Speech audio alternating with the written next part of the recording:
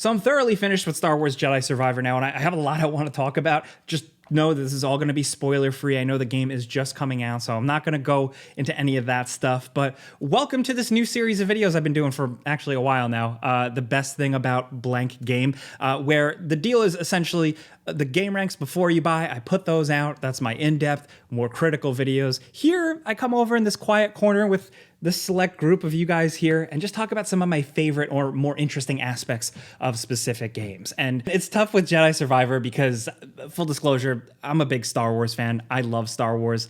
I know people don't want to hear that anymore online. I've actually kind of taken my Star Wars stuff offline. I like to just kind of experience it away from the internet discourse. It kind of has ruined things for me, but I have my complaints. I have my things like anybody else does, but I love 90% of Star Wars and I don't care. And I'm aware. I know it's a corporatized commodity at this point, but I've been loving Star Wars since I was like 4 years old, man. I remember I was around just for when there was the original trilogy, then there was a prequel trilogy, and then so on and so forth. So I've been around the block, and essentially, one of my favorite things about Jedi Survivor is that it just checks a lot of boxes for me. It is a lot of Star Wars wish fulfillment, but also, and I felt this with Star Wars Jedi Fallen Order, Respawn gets it. Respawn has been given some opportunity to create and inject some new little things into Star Wars here and there and play around in that sandbox.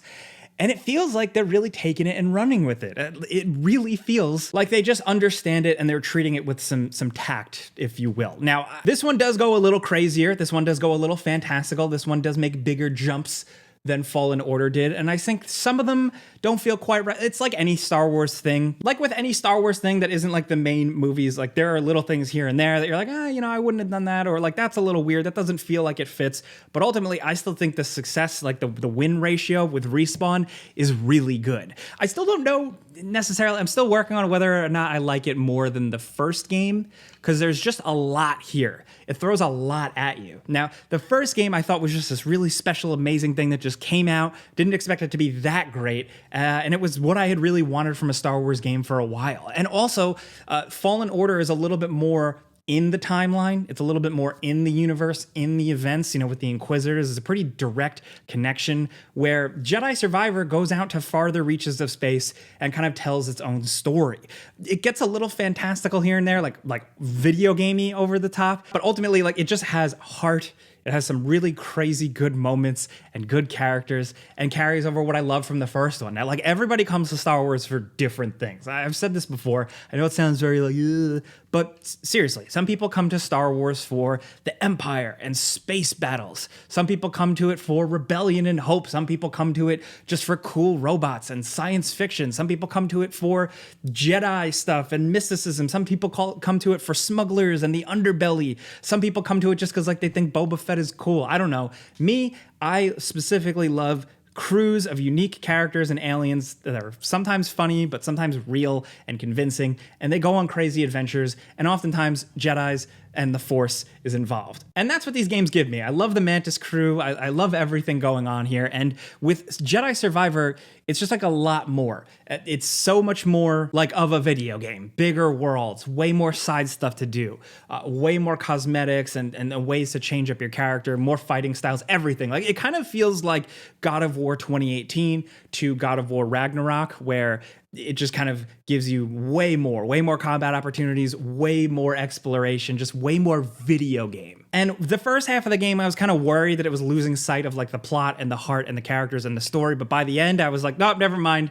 Love where it went, love the story it told, ultimately. Of course, we have to acknowledge too, as of right now at launch, the game isn't without its faults. Visually, it's not the great. On PS5, it has some problems, and on PC, there are reports of some really bad performance issues, and I hate that it's just another game in a long line of games that have had really rough releases from a technical standpoint. I know this video is just focused on the good stuff, but I also need to acknowledge I'm not a dummy. I'm aware of the problems, and I think those problems really need to be addressed because it muddles the discourse. It gets in the way, the actual technical aspects. If it's crashing, it's holding people back from ultimately a really good Star Wars experience. Now, if you weren't really super into the combat of Fallen Order, you're still not going to be here, but I personally love it. There's more dismemberment now, and there's just way more shit going on in terms of like the stances and stuff.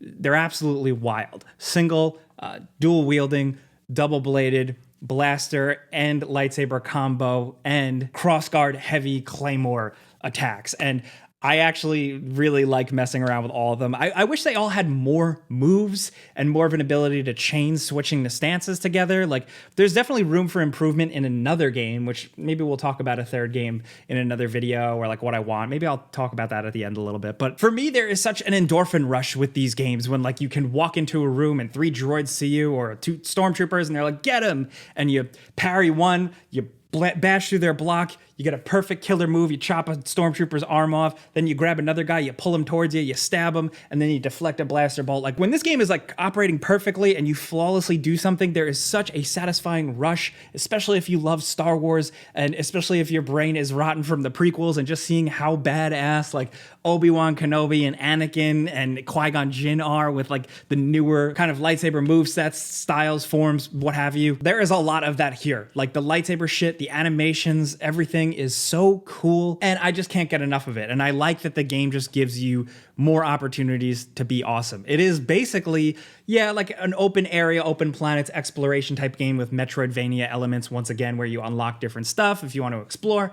But ultimately, it's both a platformer. Yes, a platformer. There is more wall running, more double jumping, more tricks and stuff here. It is both a platformer and just like a good Star Wars lightsaber combat brawler game. Now, I come from it, especially with this one. The game features a lot of droids, separatist droids, battle droids. There's a story reason for why there's some lying around. You know, these games do acknowledge like that the Clone Wars wasn't that long ago. Like, there's still shit lying around. For me, it just means that you get to cut down a lot of B1 battle droids. And I feel that B1 battle droids are specifically just like some of the best video game fodder ever. From the early 2000s, the amount of Star Wars games we got, the amount of battle droids we killed, it was a lot of fun. And you get that again here. And it makes me really happy. Like, I'm sorry if I'm being corny, but like every once in a while, the game will just give you a horde of B1s and a couple of other things. And it's just like, yes, cut them down like paper. It's really satisfying as they're all like, oh no. You know, for me, cutting down clankers doesn't get old. And again, it's something now where it does kind of go past my critical video game brain, where like people and like more combat design intensive people can argue that there are flaws in the combat. And I agree, yes, but it's kind of just like what I want to do in a video game. You give me a lightsaber, you give me a customizable cal, you let me run around and just kill stuff, I'm in. And in this one, in the combat and the moment-to-moment stuff, it just has a lot of little things I really appreciate. I mean, like, I really appreciate this stuff. I mean, look at me.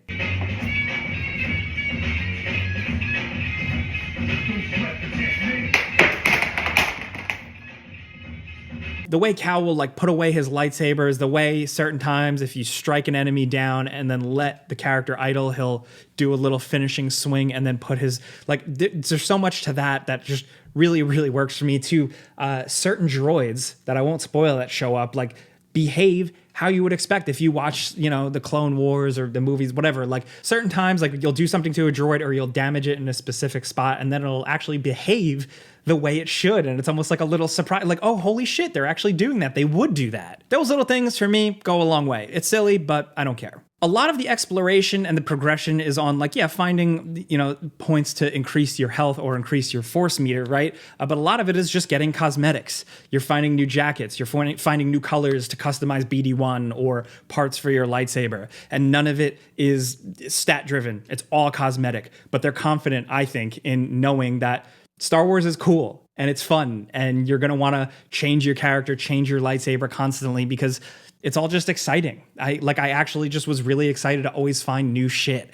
A lot of the hairstyles for Cal and the beard styles, like, look a little dumb. I kept it simple a lot of the time, but like, this game is all about cool jackets. It understands Star Wars. Like, I love Star Wars for the cool jackets. I don't know if you guys know this, but I'm a jacket enthusiast. I don't know if that's weird, but like, goddamn, there's a lot of cool stuff here, and you can really have a lot of fun making your Cal however you want to be.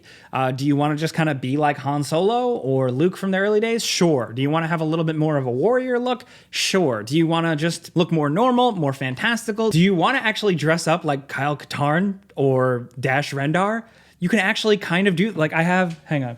Like, okay, so this is Kyle Katarn. This is from Dark Forces. So like this is like OG Kyle Katarn, but like you can get like kind of the Jedi Outcast look going on, like the Dash Rendar style thing. Like you could do that, and that goes a long way for me. I just like that. Cal seems to be kind of like a moldable Jedi character, loosely based off of a Luke Skywalker hero's journey archetype, but there's wiggle room for stuff, and it does go places in the story, and it's pretty interesting too. But I'm kind of getting sidetracked, but I've just been having fun playing the game, replaying it, new game plus, different difficulty, and just killing enemies, really embracing the different fighting styles. I actually am surprised how much I like the crossguard stance, because it's like a heavy claymore you swing around, but also the sound effect behind the lightsaber with the emitters is really, really cool. And it just makes it that much more satisfying. I wish there were more moves for it again, but it is very satisfying to just slice through hordes of stormtroopers with this big, heavy Kylo Ren type swing. The action set pieces are really good. Like I said, they're not as like iconically entrenched in Star Wars like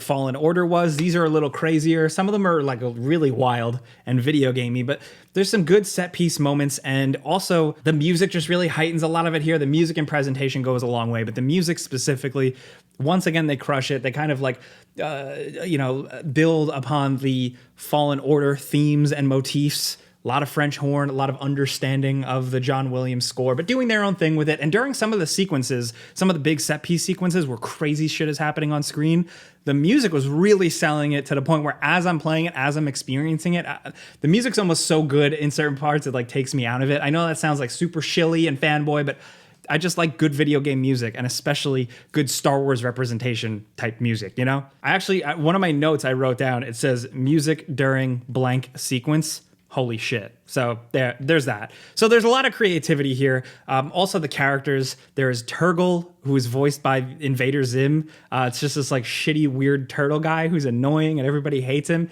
It's perfect. To another significant character in the game, an ally of Cal's, is essentially like they did a creative little like mashup where they're like, all right, let's take a Han Solo type, but give him a jetpack. And maybe even dress him a little bit like the Rocketeer. Fuck it. And it actually really works in the Star Wars realm. There's also one small side character that you get whose name is a reference that I laughed so hard, and I just love lowbrow humor and comedies from the 90s that like, this will definitely work for you. Actually, like I feel like the game throws so much at you, and it puts you in different places, and it wants you to collect things and do things and stuff. Like I actually found myself forgetting about this like hub cantina area that the game gives you. That actually is pretty fun to go back to. It's a really damn good Star Wars cantina. I know cantinas are kind of like, and I've said this in the Before You Buy a little bit, like a good Star Wars cantina is kind of like a Star Wars staple at this point. We've seen it replicated and tried new spins on it in so many places. And I honestly think this is one of the better ones. It gets more complex the further you get in the game. You collect more characters that show up there. They'll give you side quests. There are vendors there and stuff like that. And more detail gets filled out with this cantina. And I love it, from the bar to the kitchen to the booths, with some really interesting and really cool character design, specifically a really cool female bounty hunter. It again goes back to what I said before about Respawn just having a really good grip on Star Wars and just doing a really good job creating good Star Wars stuff that doesn't feel like it's overly just like, hey, remember when? But it doesn't feel like they're going too far out on their own and making weird new shit that doesn't quite fit. I feel like they just find the happy medium, and the canteen is a great example of that. There are so many Star Wars things, even Star Wars shows more recently, where we've seen cantinas and they suck. They're not that great. Respawn can do it. I'm really struggling though to talk about this game without getting into spoilers, because there's a lot of character stuff. There's a lot of specific sequences I really want to go into, but I think I'm gonna have to save that for another video. I did that for Resident Evil 4. I did like a review type video, and then I did a video talking about spoilers and speculation and stuff like that. So you guys seem to like that. I'll probably do that again. Let me know if you want that, but I think it ultimately mostly delivered. I also like that Lucasfilm or whoever let them kind of do some stuff that has been set up in the greater medium of Star Wars, at least the new stuff. The new books aren't all great, but there is some stuff there, and they were kind of able to go and tap into some of that. But I really want them to make a trilogy. It feels like they're kind of doing that. I actually wish this game actually went a little bit harder into setting up a trilogy, but it still feels like it can make for a really good trilogy. And I have theories about this like whole through line that they might be doing with this that I do want to talk about at some point. But the one last thing I wanted to highlight is that there's a really good photo mode that I was like completely hooked on. I'm not super creative with angling up cool shots, but when it's something I love, like, you know, if it's like a superhero game or like Spider-Man or Batman or like whatever, or Star Wars, like I'm going to take screenshots and snapshots because I like lightsabers. I like, you know, the gorgeous aspects of the game. So I was framing up a lot of shots, and some of them I put throughout this video. If you saw a cool screenshot in this video, chances are I actually did that in photo mode. I've been having a lot of fun with it. It's not the most fully featured, robust one, but it is totally serviceable, and you can get a lot of really good stuff with it. Again, I just like this crew. I like these characters. I think they can continue to do more with them, and I really hope they do. But ultimately, like, if you can't tell, and like with the game ranks before you buy, I recommend this. If you liked Fallen Order, you're gonna like this. There's a lot more to it. I'm now at least 30 hours into this game. I beat it at about 22 hours with like 70% completion. So there's a lot you can dump into this, a lot of Star Wars adventuring, and it definitely needs some technical kinks worked out. The first one was pretty rough, but not like this, so it needs that. But ultimately, I think this is a good Star Wars ride, and I'm just happy that lately, in the past couple of years, like Star Wars games have been pretty damn good again, because I grew up on like an endless stream, a full diet of Star Wars games, so yeah. It's good to see. So I'm going to talk more about this game in more videos because, like I said, there's a lot I don't want to spoil for you. But let me know what you're thinking. If you jumped in at midnight or if you're waiting because you need the PC version to be fixed, whatever. Let's talk about this stuff. Let's talk about Star Wars. Let's be civil. Different time and place for that conversation. This game in particular, let me know what your expectations are. If you jumped in, first impressions, anything. Hit me up. If you like what I'm trying to do here, man, I'm just yapping with you guys. I'm just talking about shit I love. Clicking the like button helps me out. Thank you. But that's it. I'm Jake Baldino. See you guys in the next one. Pizza's on me. Subscribe because video games.